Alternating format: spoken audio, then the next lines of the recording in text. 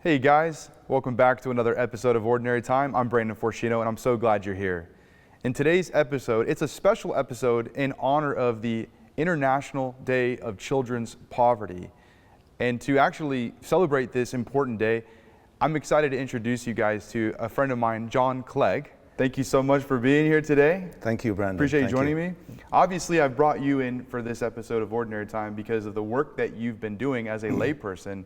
It's very much related to this idea of children poverty. I'm going to allow you to give yourself, your own introduction, but I'm just really honored that you're here today, and I'm excited for the listeners and viewers to actually hear about the amazing work you're doing.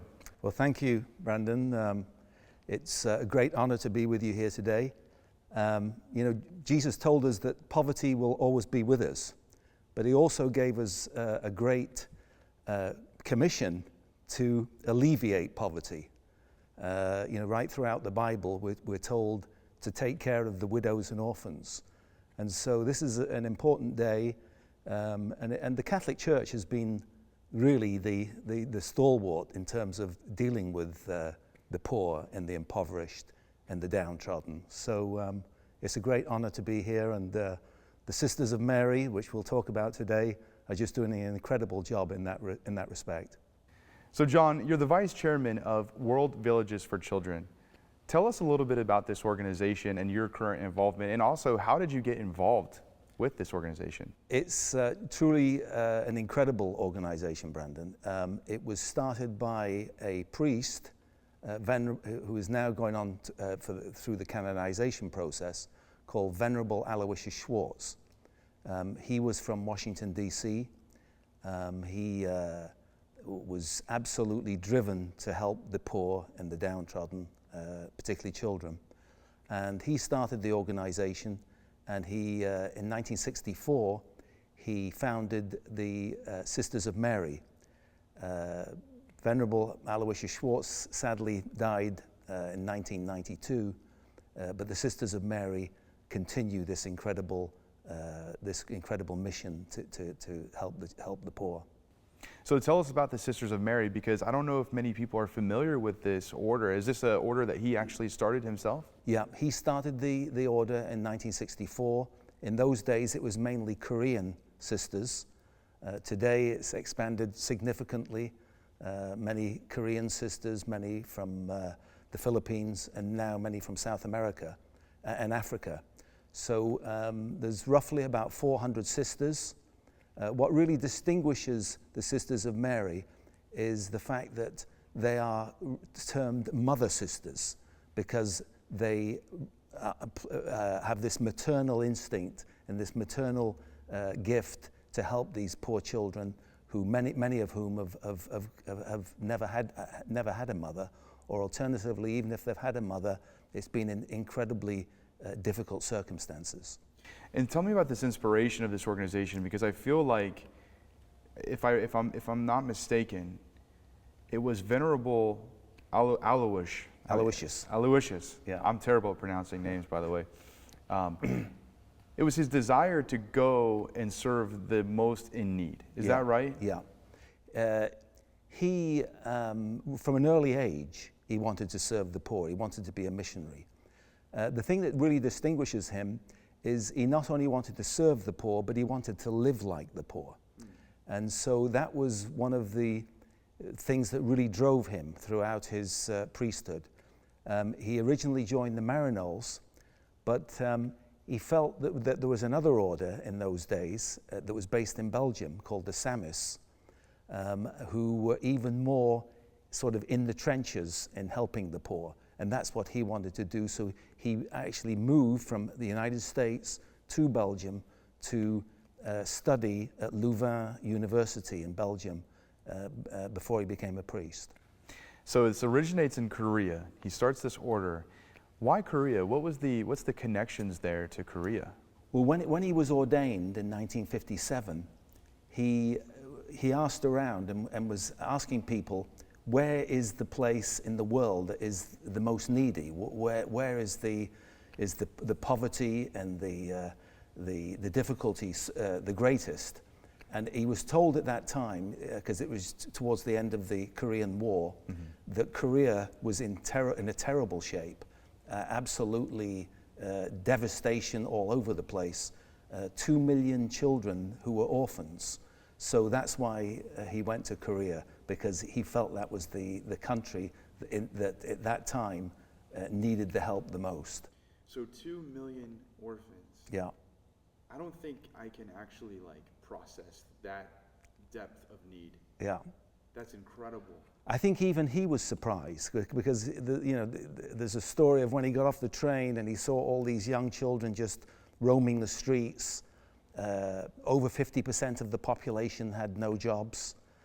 It was just pure hell on earth at that time when he arrived. So what did he do? I mean, how do you tackle something like that, great magnitude? Well, I mean, the only way to describe it really, it was a miracle.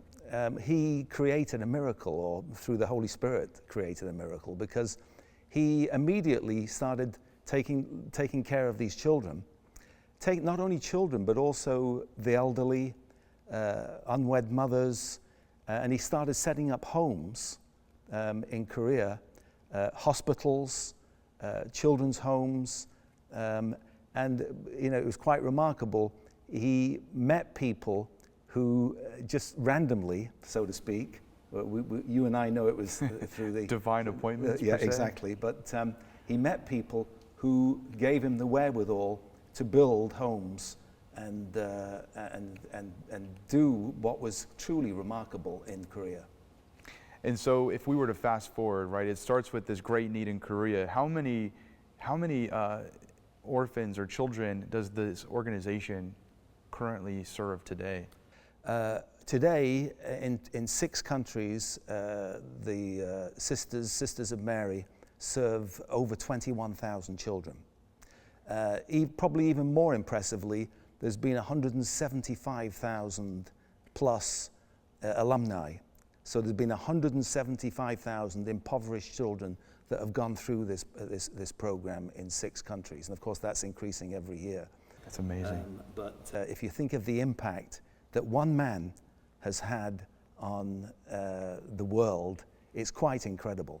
Let's talk about the program. So, obviously there's the first kind of point of contention of we have people in need, right? So we've built these homes, we've gone in these areas that are really in the most need of mercy and assistance. What's the program, and what is it that they're doing to really enrich the lives of these folks that they're serving?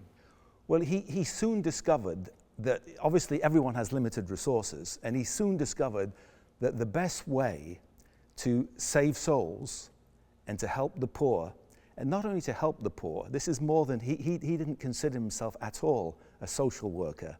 He wanted to save souls and help the poor to help themselves, and then give back to their communities. So what he found out was that the best use of resources was to take roughly 11-year-old boys and girls, give them an education or give them a vocation, so keep them in school for say 5 years, and then almost guarantee them jobs so that they can go out, help them, not only themselves, but also their families and their communities. And that's precisely what these alumni do. Yeah, so in a way, it's teach a man to fish. Teach a man to fish. He emphasized that enormously. This wasn't just handouts or temporary care of the poor. It was they had a long-term plan, and of course, that's what the sisters have continued with the mission today. Well, like every amazing organization I've heard of, it can usually be said, it's one of the best kept secrets. Yeah. And I think that's a negative sentiment, right? Is we don't want these things to be those best kept secrets. But why in this particular situation is this organization such a kind of quiet gem? Well, it's funny you say that. I often tell people, when I'm telling the story, I'll tell them this is the best kept secret in the Catholic Church. In fact, the way I discovered it was a great couple, local couple, Tom and Glory Sullivan, said to me 7 or 8 years ago, do you want to know the best charity in the world? And of course, I wanted to know, and my wife and I went down to see one of the homes, and we were absolutely blown away. But yeah, it is the best kept secret. I think one of the reasons, or the main reason that is the best kept secret, is that Venerable Al prayed to remain anonymous. He was concerned that if he became a well-known figure, if he became, someone like a movie star, that it could negatively impact his work. And so, unlike when you think of many of the champions of the poor in throughout history, you think of Mother Teresa, you think of Mother Cabrini, maybe Saint Vincent de Paul. They're all very well-known figures today. The one that stands out that isn't a well-known figure, even by Americans, and this is an American priest, and certainly even by American Catholics, is Venerable Aloysius Schwartz. And I think that's because he prayed to remain anonymous. I don't think I've ever heard of anyone making a prayer that bold. You know, we joke like, don't pray for patience, you know, because you're probably going to be put in situations where you're going to need to be patient. Yeah. I don't think I've ever heard of that level of humility where someone is saying, Lord, let this be anonymous. That's amazing. Yeah. It's almost like the words of John the Baptist, I must decrease, so you must increase. That's right. And that was sort of the philosophy of Venerable Al. He was very low key. He just wanted to get on with his business, and he was completely driven. If you read about his life story, and there's a great book. In fact, I've got it here, "The Priest and the Beggar" by Kevin Wells. But this is a story of an incredible priest who was incredibly humble, incredibly devout, and incredibly driven. The guy never stopped. He just worked ceaselessly. And of course, it ultimately paid an enormous toll on his health. He died very young, and we can talk about that later if you like. Well, and what was part of his, his own conversion story? Because I feel like, when we look to the saints or the venerable or just anyone who's gone this walk in faith, right? Yeah. We can learn so much from them, and it usually starts with that fire. What was the conversion moment for him that really kind of lit that fire? Yeah. Well, I think throughout his youth, he was an unusual boy in that he wanted to serve the poor. That was his focus. But what really hugely impacted him was when he was in Belgium. I mentioned earlier that he went to study in Belgium. He visited a site called Banneau, and this is an apparition that occurred in 1933, where Our Lady appeared to a young Belgian girl. Her name was Mariette, and she referred to herself. It's the only time that Our Lady has ever referred to herself as Our Lady Virgin of the Poor. This here is the statue of Our Lady of Banneau, Our Lady Virgin of the Poor. And in these apparitions, Our Lady didn't say an awful lot. And by the way, this is an approved apparition. There are not that many approved apparitions, but this is an approved apparition. And she came to alleviate the suffering of the poor. That had an enormous impact on Venerable Al. In fact, you could say that was the thing that drove him every day to serve the poor, because his love for Our Lady of Banneau. What's the significance of Banneau and that geographic? Is there any significance of the geographic location as well? I don't think so, but personally, I think the significance of Our Lady appearing there was not so much to Mariette, the girl she appeared to, but for Venerable Al, who came a little later, a few decades later, because he has had the impact. He is the person who started the alleviation of the poor, which Our Lady referred to in 1933, when Venerable Al was only 3 years old. Yeah. Now, what I'm interested to hear more about too is I love this information about this organization. I'm sure we're going to get more into that here in a bit. Yeah. But before we continue this conversation, I want to talk about you, because obviously my podcast is called Ordinary Time, and I only interview lay people of the church, right? So very important to me. And the reason that's important to me is I have found, and you're living proof, there are just so many amazing stories of the lay people who are doing these amazing things for the kingdom of God. Yeah. Let's talk about you and your life, because, I mean, obviously you're the vice chairman of this organization, but how did you end up getting into the philanthropic world? I mean, tell us a little bit about you, your background, kind of prior to this. Well, the first thing I would emphasize, Brandon, is my role is very, very small. When people ask me about my role, I like to point out that it's the sisters that are the real heroines. They are the people that are out there every day, 7 days a week. The amount of self-sacrifice is beyond imagination. It's quite incredible. But how I got involved, my wife and I moved to this area, the Jacksonville area, in 1995. So we've been here roughly 31 years. Not long after we joined the parish here, Our Lady Star of the Sea, I started to get involved in pro-life. Again, this is how not so much I started to get involved, but the Holy Spirit started getting me involved. It wasn't your wife nudging you? No, it was actually a lady in the parish who kept on saying to me, "John, you would make a great Respect Life coordinator." And I used to think to myself, why the hell is she saying that? But anyway, eventually I succumbed, and I got involved with the pro-life, various different things, and then subsequently I became a director of the Women's Help Center, which is the big crisis pregnancy center here in town, and also St. Gerard's campus, which is the home for unwed mothers. I was getting more and more involved in the pro-life work. My wife was getting involved as well. She's now a sidewalk counselor. She goes and stands outside an abortion clinic here locally to talk to girls going into the abortion mill. And in those days, we often used to go and pray in front of the abortion mill. And of course, one of the things that pro-abortion people would say to you is, why don't you look after children who are alive? Why is your only concern children in the womb? And in fact, they wouldn't even say children in the womb, but that was their message.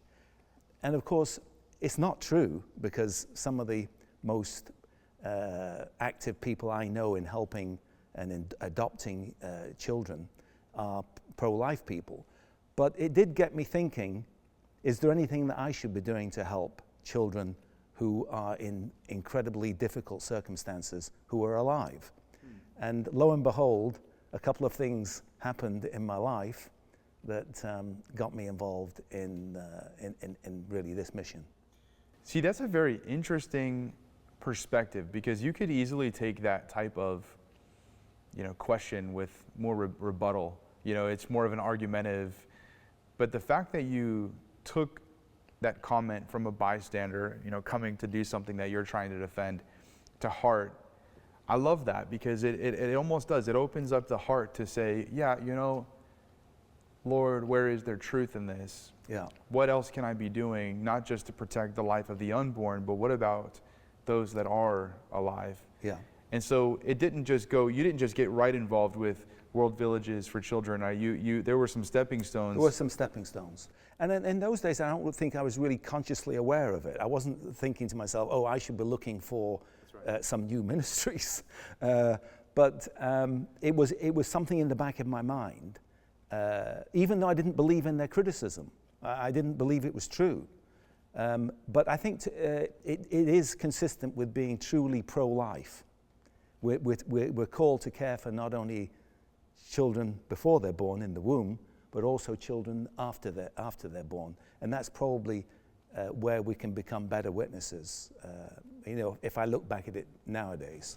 Yeah, not to take us on a tangent here, but I've been thinking a lot about that statement you just said, and really to question, what does it really mean to be pro-life? And I think that we can get caught up in different lanes with this as Christians in general, Christians that are pro-life, yet I'm pro-life when it comes to these categories, but not so much pro-life for these other categories. Yeah. And I think that it's really, I'll just speak for the idea not just of abortion, but just being open to life. Yeah. You know, to say you're pro-life Yeah. means you need to be open to life in the fullest sense, right? Yeah, Which yeah. means we don't champion not just abortion, which is evil, Yeah. but there's the other tendencies to say contraception, Yeah. IVF. Yeah. You know, at the end of the day, that this topic of pro-life should really open our hearts to understand something greater than to abort a baby or not to abort a baby. When is Yeah. it the right time?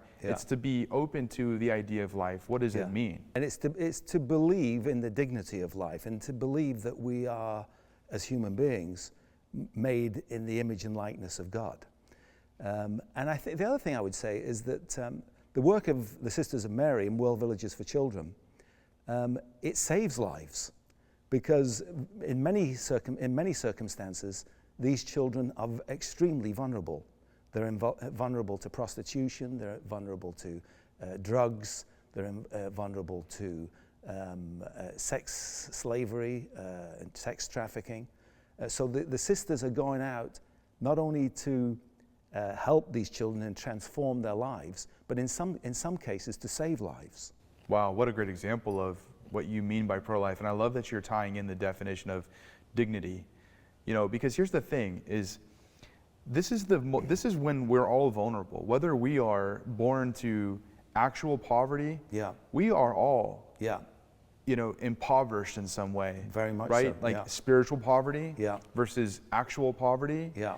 And you know, if you go to the gospel reading where Jesus is using the parable of this feast and the invitation, there's, you know, he's speaking to two audiences. Yeah. The first audience that he speaks to in this parable is when you're invited, you know, take a place not of, you know, don't sit in the seat of honor lest the master brings somebody more important and kicks you out. Yeah. Yeah. And then Jesus goes, you know, no, sit at the lower seat and let the master bring you to the place of honor. Yeah. So I think, one, there's a beautiful lesson of humility. It's something that you've already discussed, and Venerable Al and the Sisters of Mary obviously demonstrating through this work of World Villages for Children. Yeah. But then he speaks to the second audience, which is when you do host the banquet, what does he say? Yeah. Invite the poor, the lame, and the ill. Yeah. And so I think that parable does give us two important lessons as Christians that are being called to mission. Yeah. One, Jesus has made it very clear, as you stated in the beginning of this conversation, the poor, the orphans, and the widows, like, they will always be with us. Yeah. And there's a priority for us to the works of mercy, right? What we're doing to serve the least of these, because Jesus himself says, who you served, right? You've served me. Yeah.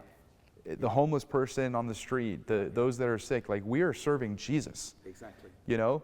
Yeah. So there's a lesson of humility there. There's a lesson of letting the Holy Spirit really bring us to a place that he wants us to, and to serve that. But I think what's more important than any of that is that I think we tend to forget how impoverished we are spiritually. So there's a vulnerability here, right? The vulnerability piece is whether we are actually or spiritually impoverished. Yeah. The devil wants to maximize that. Of course. And where does he start? Let me feed you, right? Let me give you. It's all about this idea that somebody or something is going to help take care of us. Yeah. And so this is where I feel the door opens to these things like human trafficking and violence, abuse, and things, because what they're ultimately experiencing is relief from their state of being. Yeah. Yeah. And it's completely a battle over the dignity of that person. Yeah. And I think this is the war that we really see today in this world. Yeah. Yeah. Well, like you say, whether we're poor or whether we're rich, we're all battling with that. We are. And by the way, the invitation is for all of us. Not just to come to the banquet where Jesus wants us to, you know, spend, like the resurrection of the righteous is what he talks about at the end, right? Yeah. That we've been invited to heaven through the salvation of Jesus Christ, right? Yeah.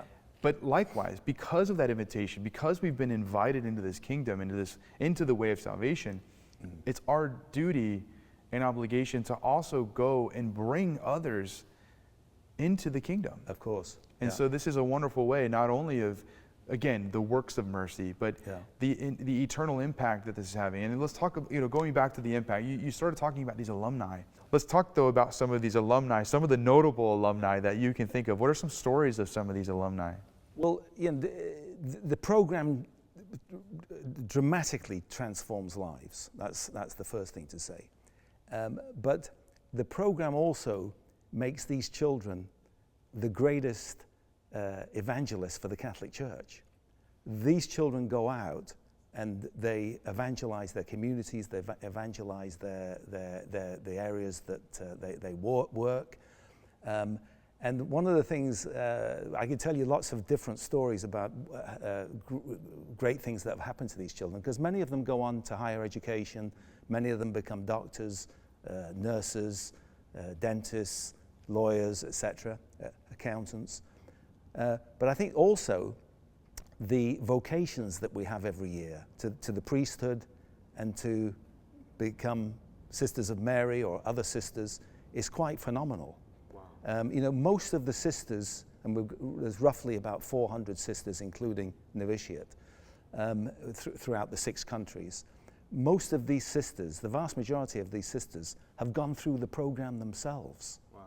So this is a great story of vocations for the Catholic Church. So in so many ways, they're impacting society. Even locally, we have 6 or 7 nurses that work at Mayo Clinic that are alumni of the Sisters of Mary. So 6 countries. What are the countries that this operates in at the moment? So the Philippines, Mexico, Honduras, Guatemala, Brazil, and Tanzania. The most recent one is in Tanzania in Africa. And if you think about that, originally you had sisters from the Far East, from Korea and the Philippines, who went to Mexico, a different culture completely. Definitely. And now we've got these sisters from South America and from the Far East going to Africa, another completely different culture. And it works tremendously well. In fact, it works so well that the sisters have constant invitations from archbishops and bishops all over the world to please come to their countries to give us assistance. And you talk about only 400 sisters in the entire order across the whole world making this type of impact. Yeah. They are the heroine, as you described. It's quite remarkable. I mean, it's really, really quite remarkable. And it has to be seen to be understood. Because when you go down to these villages or homes, the joy is just quite incredible. You've got children who have gone through, in many cases, terrible abuse or terrible difficulties, and yet when you go down there, the joy is just overwhelming. That's what the scriptures say, that the joy of the Lord. Yeah. And I think that's, just again, not to harp on this, but I really feel like there's another lesson here for maybe people listening today to evaluate in their own hearts, like, do they have the joy of the Lord even in their riches, in their life? I mean, I think to be spiritually poor is probably one of the worst places to be compared to actually having that actual poverty. Yeah, yeah. And I think the fruit of that is our joy, our love. Yeah. How are we living? Yeah. It's a great way to examine ourselves right now. How are we doing? In our faith. Not to be critical of ourselves, but is there that joy? Yeah. Because I've heard this from lots of missionaries that take people on trips, and they come back from their mission trips and they say the same thing. They go into these places thinking that they're going to be the ones serving and really giving, and then ultimately it's them who comes away with being served and have received. Yeah. Yeah, I mean, to the world, these children have nothing in terms of material. Well, certainly when they go into their homes, they have nothing. But within a short space of time, what with the having regular mass, saying the rosary every day, learning the catechism, just becoming more enlivened in their faith, these kids. It's not only their material well-being that is transformed, but it's also, like you say, their whole spirit is transformed. And it's probably the reason they're making an impact in their communities, Yeah. in the world, because that's what it is, to take the light and bring it into the world. It's why we have the commission at the end of Mass, you know? Yeah. The Mass is ended, now go. Yeah. You know, bring that light, don't hide it. Yeah. Bring it onto the top of a hill, Yeah, you know? yeah.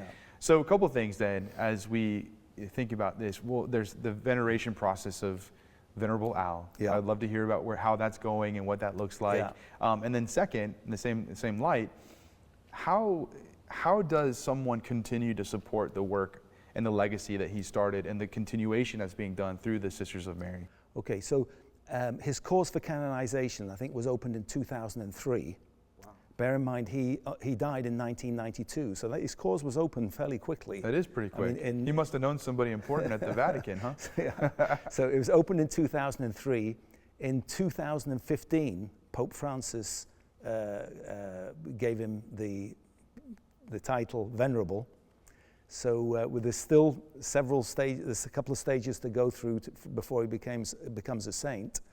But there's many people now praying for the intercession of Venerable Al. There's a beautiful prayer card that we give out to pray for Venerable Al, particularly those suffering with ALS.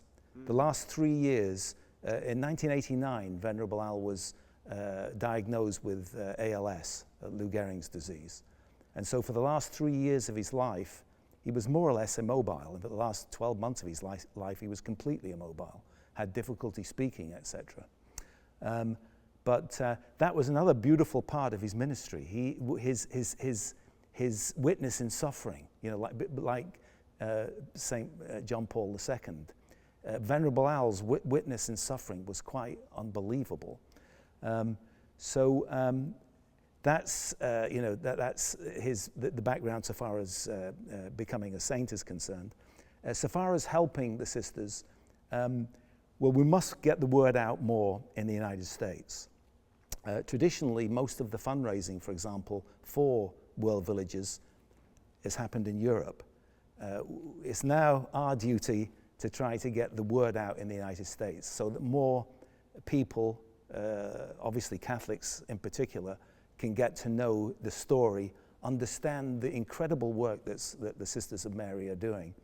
And so, there's our website is www.worldvillages.org, worldvillages.org. So anyone who's interested, having watched this podcast today, please go to the website. Please pray for the sisters. Please pray for the children. They will also pray for you. So if you contact them through the website, they will pray for you for your intentions. Obviously, if you have the wherewithal, please help us in terms of the fundraising. Please read this book. This is another great way to get the word out. This Priest and the Beggar book. It's a phenomenal book. Tells you more about Venerable Al and the sisters and the work that's being carried out. So those are the two main ways. The third way is we organize pilgrimages down to, every year we organize pilgrimages down to Our Lady of Guadalupe in Mexico City. And then we go on to one of the villages, which is Chalco, which is about 45 minutes away from the center of Mexico City. And there in Chalco, we have 3,500 little girls. And it's a beautiful pilgrimage. It's only a short pilgrimage. It's only 4 days long, but it really is unbelievably spiritually beneficial. It's really remarkable. You go to Our Lady of Guadalupe and you see and you learn about the apparition, and then you go to Chalco and you see today's fruits of the apparition. And it's a beautiful experience, absolutely phenomenal. And as I said earlier, it's incredibly joyful. So, and again, you'll get details, anyone who's interested, from the website if you're interested in going on a pilgrimage. But we'll be having a few more pilgrimages next year. So anyone interested, please come along. Well, it sounds like you've done a great job of getting the word out, and bringing people to these different villages to experience that. It's amazing. Well, I think we're still very much in the early stages, because, as I said earlier, the story isn't well known. Yeah. If you consider that he is an American priest, and most Americans don't know about him, most American Catholics don't know about him, we've got a long way. We've got a long way to go. Maybe we should be praying for the opposite now. As much Yeah, as he exactly. prayed for being anonymous, Yeah. it's time to pray for a little more No expansion. question. No question. You know, Yeah, that's yeah, hilarious. yeah.